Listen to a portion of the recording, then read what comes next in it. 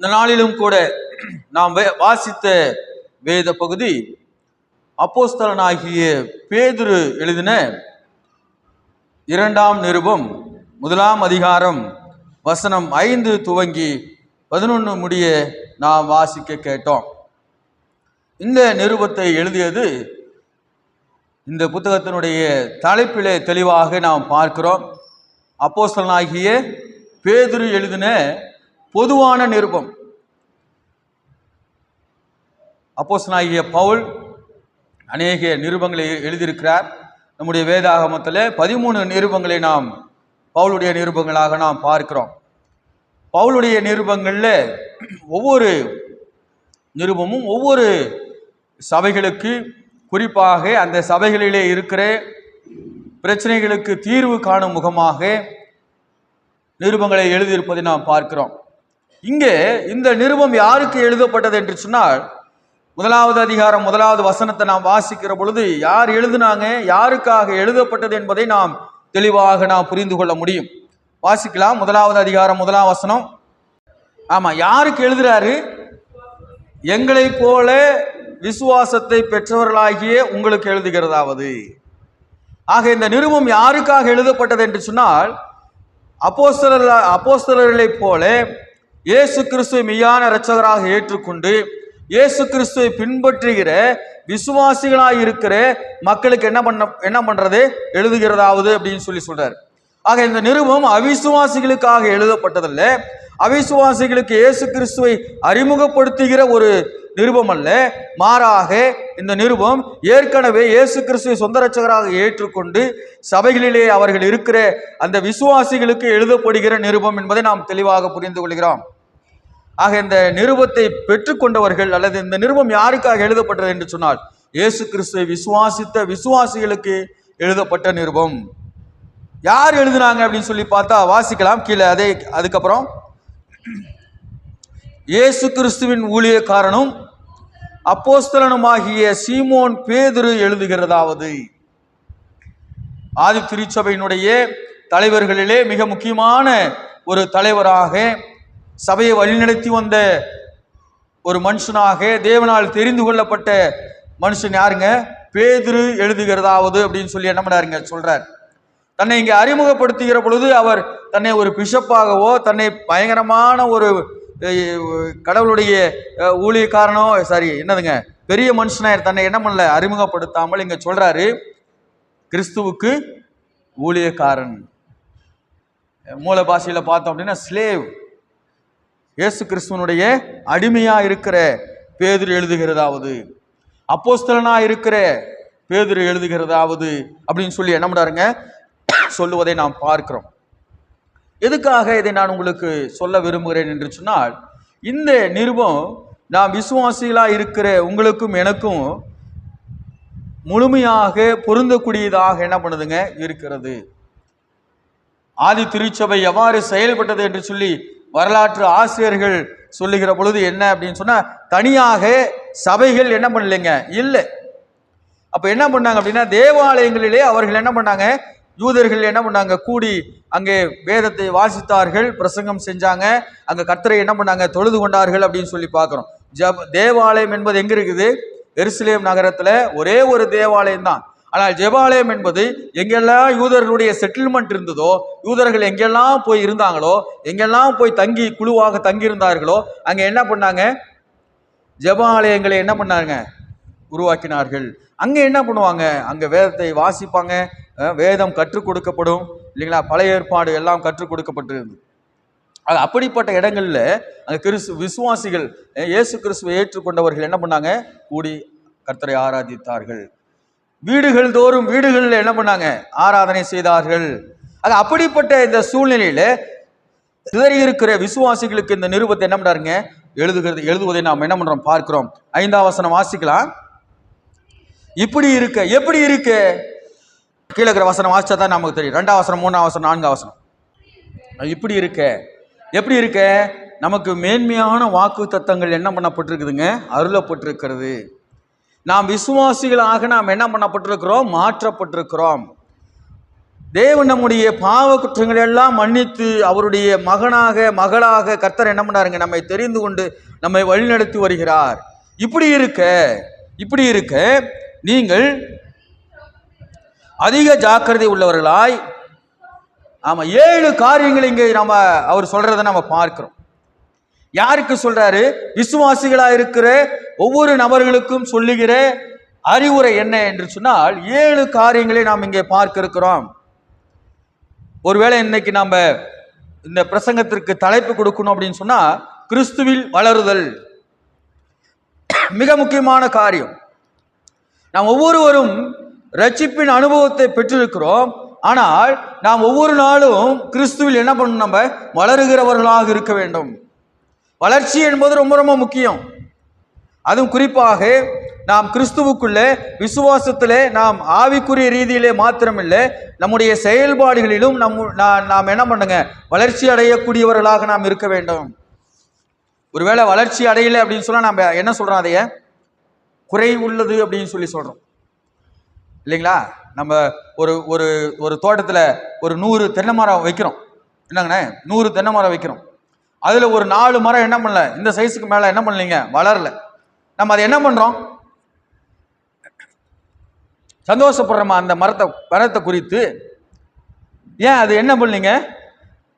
அடைய வேண்டிய வளர்ச்சி என்ன பண்ணீங்க? அடையவில்லை. நான் எதுக்கு முதல்ல சொன்னேன் இல்லைங்களா? நான் ஏன் சொன்னேன்? இது யாருக்காக எழுதப்பட்டது? விசுவாசிகளுக்கு எழுதப்பட்டது. ஆக விசுவாசிகளா இருக்கிறனா இயேசு கிறிஸ்துவுடைய அந்த பரிகார பலியின் மூலமாக நாம் பாவத்திலிருந்து விடுதலையாக்கப்பட்டு நாம் இயேசு கிறிஸ்துவை விசுவாசிக்கிறவர்களாக நாம் என்ன பண்ணப்பட்டிருக்கிறோம்? மாற்றப்பட்டிருக்கிறோம். ஆக மாற்றப்பட்டிருக்கிற நாம் விசுவாசத்திலும் ஆவிக்குரிய ரீதியிலும் நாம் வளர்ச்சி அடைகிறவர்களாக, கிறிஸ்துவிலே நாம் வளருகிறவர்களாக நாம் என்ன பண்ணுங்க, இருக்க வேண்டும்.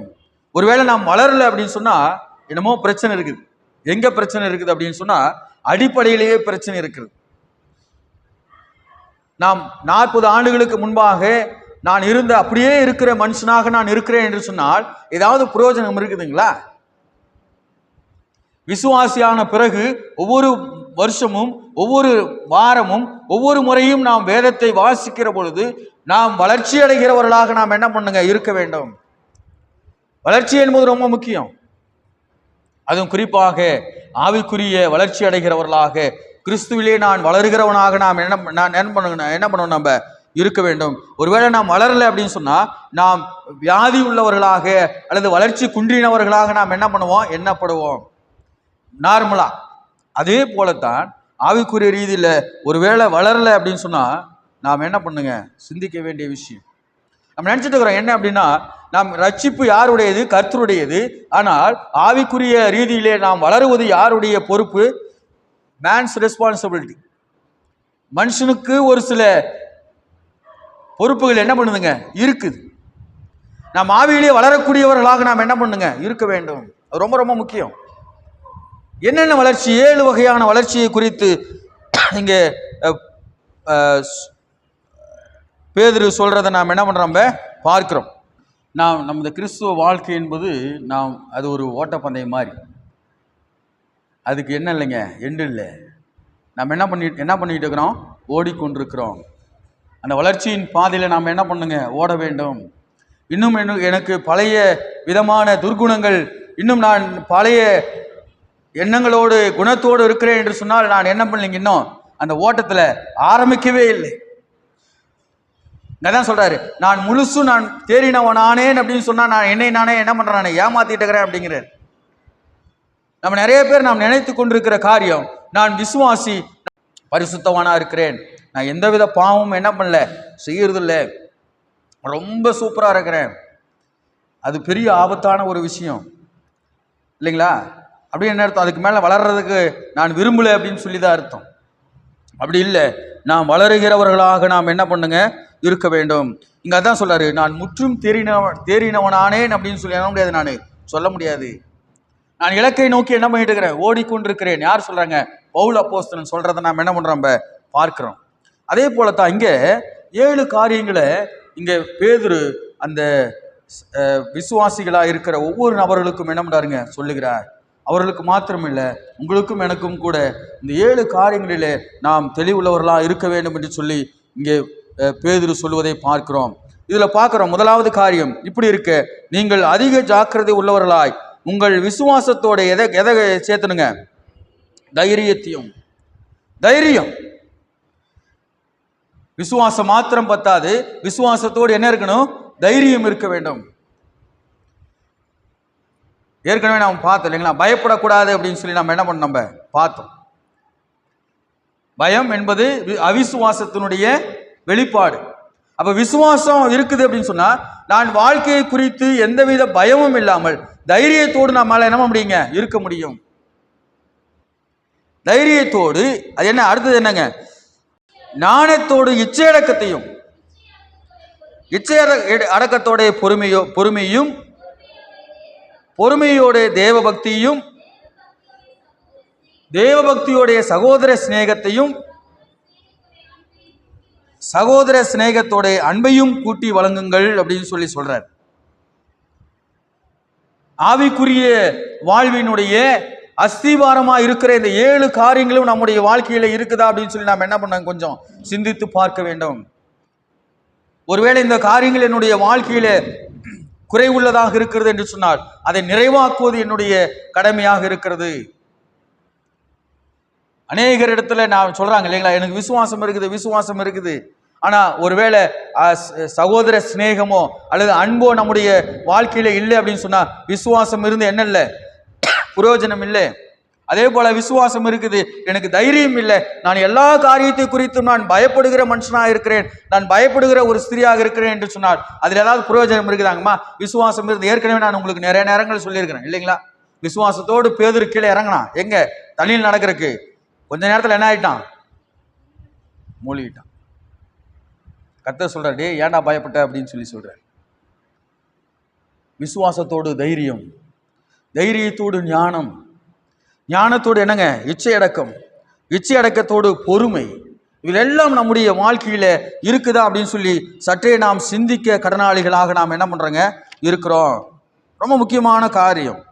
ஆக ஒன்றோடு ஒன்று சேர்த்து இந்த 7 காரியங்கள் என்னுடைய வாழ்க்கையில இருக்குதா அப்படின்னு சொல்லி நாம் என்ன பண்ணுங்க? பார்க்க வேண்டும். 8ஆம் வசனம் வாசிக்கலாம். இவைகளை உங்களுக்கு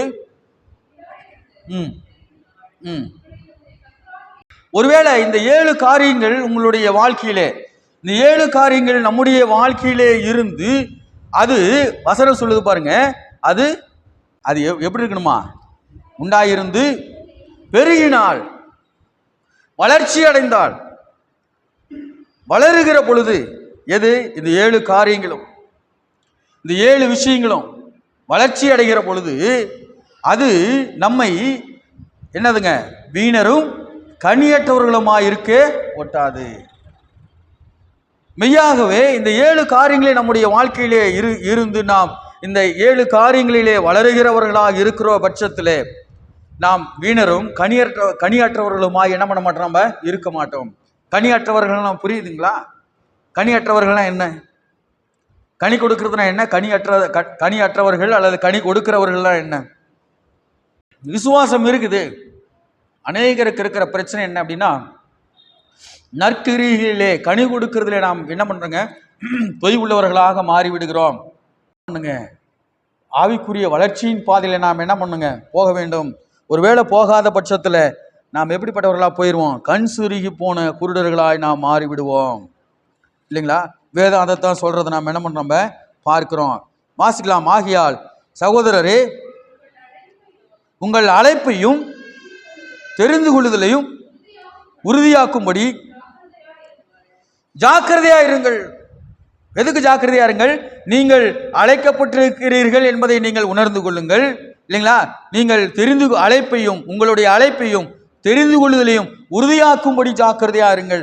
உண்மையாகவே நீங்கள் அழைக்கப்பட்டிருக்கிறீர்கள், உண்மையாகவே நீங்கள் தெரிந்து கொள்ளப்பட்டிருக்கிறீர்கள் அப்படின்னு சொன்னா அது எதில் வெளிப்பட வேண்டும்? கனி கொடுப்பதிலே என்ன பண்ணுங்க? வெளிப்பட வேண்டும். அதிலே ஜாக்கிரதையா இருங்கள். பிரச்சனை இதுதான். நாம் ஆவிக்குரிய ரீதியில் வளர்கிறோம் என்று சொன்னால் எதை நாம மீன் பண்றோம் அப்படின்னா, நான் இதுக்கு முன்னாடி நான் எந்திரிச்சு ஜெபம் பண்ண மாட்டேன். காலையில் எந்திரிச்சு நான் என்ன பண்றேன்? இப்போ ஜெபம் பண்ணிட்டு இருக்கிறேன். 1/4 மணி நேரம் ஜெபம் பண்ணிட்டு இருக்கிறேன். இப்போ 1/2 மணி நேரம் ஜெபம் பண்ணிட்டு இருக்கிறேன். வேதத்தை முழுசும் 2 டைம் என்ன பண்ணிட்டு நான் வாசித்து விட்டேன். இதைத்தான் நாம் ஆவிக்குரிய வளர்ச்சி என்று சொல்லி நாம் நினைத்து கொண்டிருக்கிறோம். இது ஏமாத்துற வேலை. யாரை ஏமாத்துற வேலை? நம்மளே நாம ஏமாத்துக்கிற வேலை. ஆவிக்குரிய வளர்ச்சி என்பது அதல்ல. ஆவிக்குரிய வளர்ச்சி என்னுடைய நடக்கையில நான் கனி கொடுக்கிறவர்களாக நாம் என்ன பண்ணுங்க, மாற வேண்டும். வளர்ச்சி என்பது அதுதான் வளர்ச்சி. தென்னை மரம் ரொம்ப உயரமா வளர்ந்துருச்சு அப்படின்னு சொன்னா அது ரொம்ப அருமையான மரம்னு சொல்ல முடியுமாங்கண்ணே? சொல்ல முடியாது. அது எவ்வளோ தென்னை காய்க்குது, தேங்காய் காய்க்குது அப்படிங்கிற அதை வச்சுதான் என்ன பண்ண முடியும், நம்ம அந்த மரத்தினுடைய தன்மை, அந்த மரத்தினுடைய என்னதுங்க உன்னதமான காரியத்தை நம்ம என்ன பண்ண முடியும், சொல்ல முடியும். ரொம்ப அருமையான மரம் சார், இந்த மரம் ரொம்ப நல்ல மரங்க. எதை வச்சு சொல்றோம்?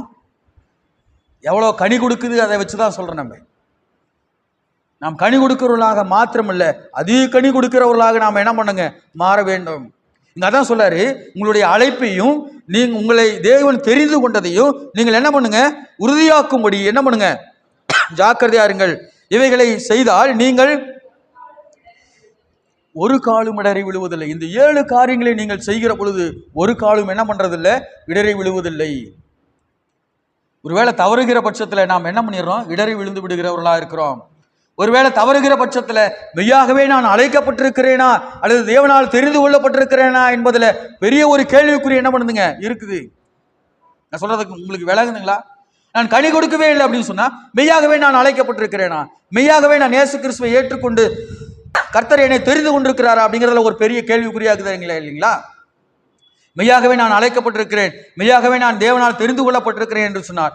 என்னுடைய வாழ்க்கையிலே கனி கொடுக்கிற அந்த நிகழ்வு கட்டாயமாக இருக்கும். நான் கனி கொடுக்கிறவனாக நான் என்ன பண்ணுவேன், கட்டாயமாக இருப்பேன். இல்ல கஷ்டம் சார், இல்லைங்களா? நான் சொல்றது உங்களுக்கு விளங்குதுங்களா? நம்முடைய வாழ்க்கை எப்படி இருக்குது? நம்ம ஆவிக்குரிய வளர்ச்சி என்பது அதுதான் ஆவிக்குரிய வளர்ச்சி. வெளிப்படையான வளர்ச்சி அல்ல, வெளிப்படையான அந்த அலங்காரம் அல்ல. உள்ளான இருதயத்திலே நாம் அலங்காரம் உள்ளவர்களாக, உள்ளான இருதயத்திலே நாம் என்னங்க விசுவாசிகளாக கனி கொடுக்கிறவர்களாக நாம் என்ன பண்ணுங்க இருக்க வேண்டும். நிறைய நேரங்களில் நம்ம அதான் தவறுகிறோம். நம்ம இவ்வளவு நாளுமே நம்முடைய சபை நம்முடைய பேப்டிஸ்ட் சபை கிறிஸ்துவம் என்று சொன்னால் நம்ம எதை புரிஞ்சு வச்சுக்கிறோம்னு தெரியல. வெளிப்படையாகத்தான் நாம் என்ன பண்றோம், கிறிஸ்துவர்கள் என்று சொல்லி கொண்டிருக்கிறோம்.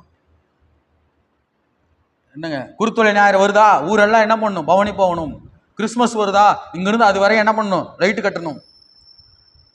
பின்னாடி சர்ச்செல்லாம் என்ன பண்ணுங்கம்மா, சீரியல் செட்டாக போடணும். இதுதான் நம்முடைய கிறிஸ்துவ வளர்ச்சி. சேந்தமங்கலத்தில் நம்முடைய சபை எந்த அளவுக்கு சாட்சியாக இருக்கிறது? நம்ம சொன்னா ஸ்டேஷனில் ஒத்துக்குவாங்களா? நம்ம சொன்னா நம்முடைய வார்த்தைக்கு மரியாதை இருக்குதா? இவர் வார்த்தை தவறாத மனுஷன், இவரா ஒரே மனைவியுடைய மனுஷன், இவரா மதுபான பிரியனா இல்லாத மனுஷன், இந்த மனுஷனா இவர் மேல எந்த குறையும் என்ன முடியாதுங்க, சொல்ல முடியாது சார்.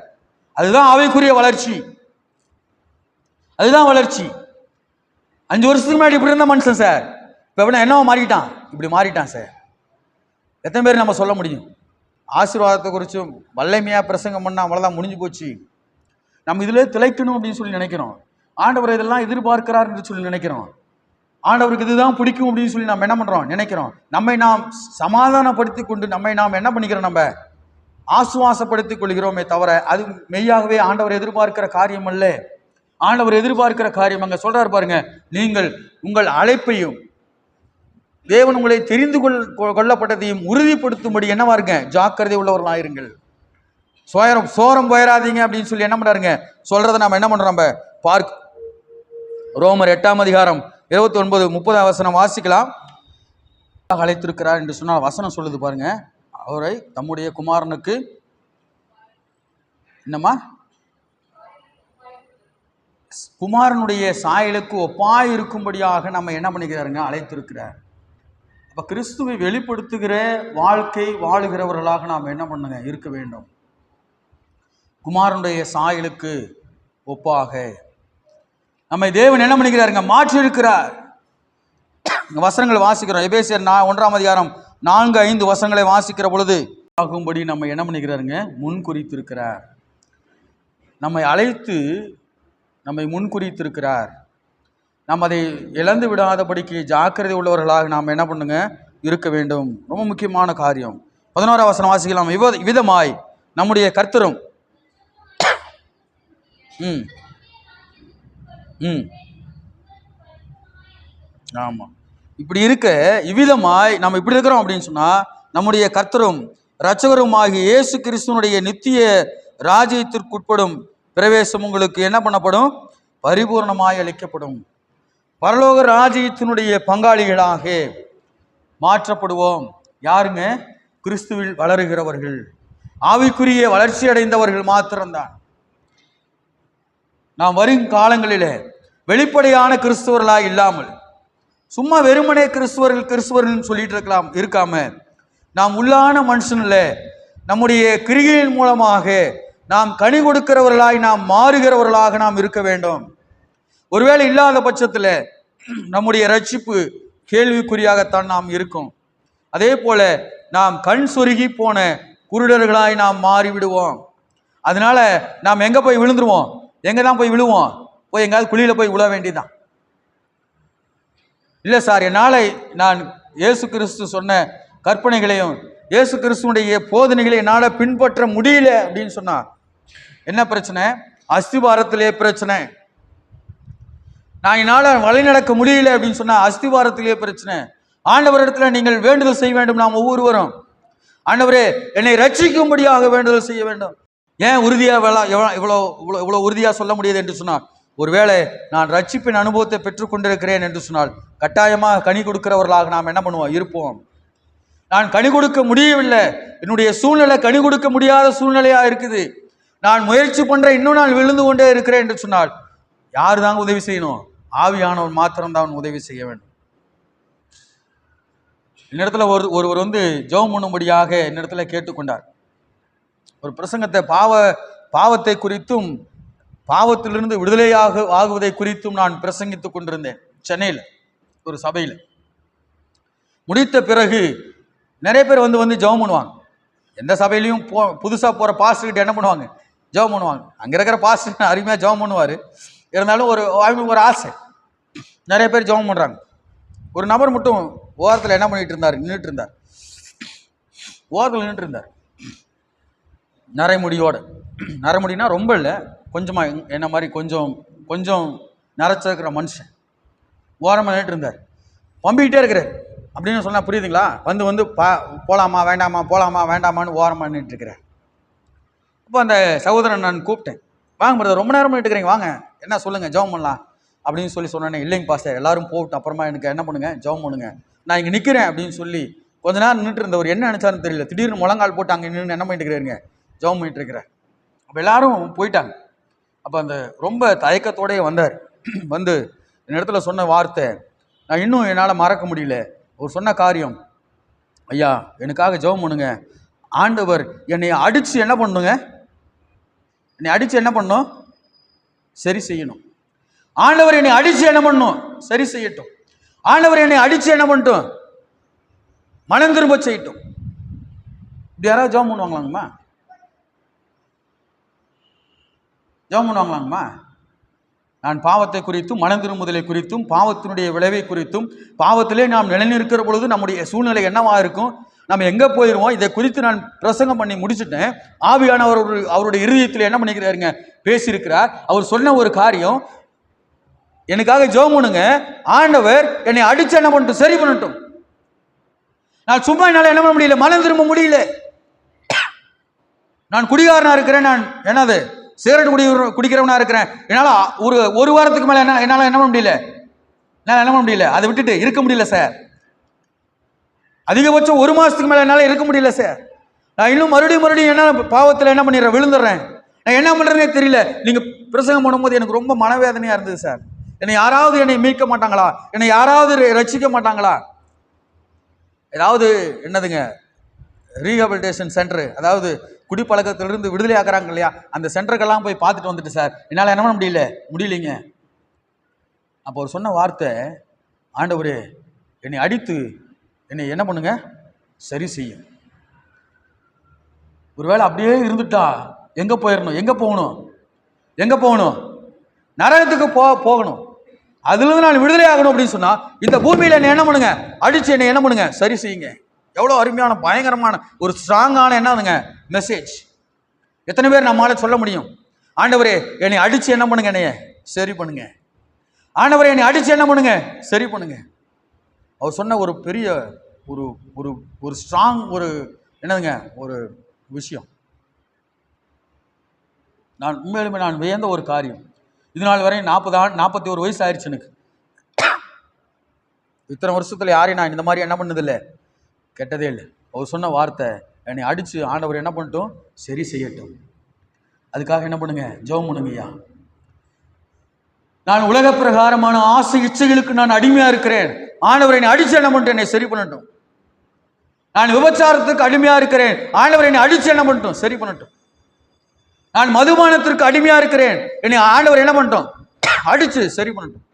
உலக பிரகாரமான ஆசை இச்சைகள் இருந்து நாம் விடுதலை பெற வேண்டும். கர்த்தர் அதான் சொல்றாரு, ரொம்ப நேர்த்தியாக சொல்லுறாரு. என்ன சொல்றாருங்க, கண் சொருகி போன குருடர்களாய் நாம் என்ன பண்ணிடக்கூடாது, மாறிவிடக்கூடாது. ஆக கனி கொடுக்கிற வாழ்க்கை வாழ்கிறவர்களாக நாம் முயற்சி செய்வோம்.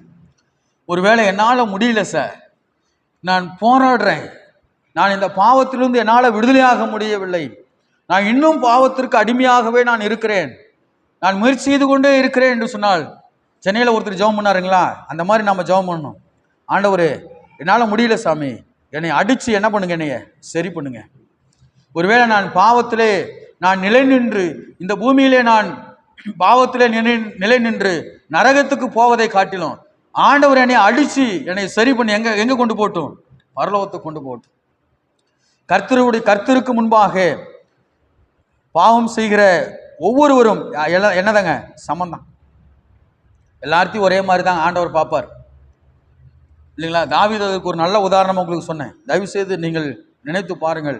ஒருவேளை நீங்கள் நம்முடைய சபை வளர வேண்டும், நம்முடைய சபை நம்ம இந்த பட்டணத்தில் மென்மேலும் உயர வேண்டும் என்று சொன்னால், நீங்களும் நானும் என்னவா இருக்கணும், சாட்சியாக இருக்க வேண்டும்.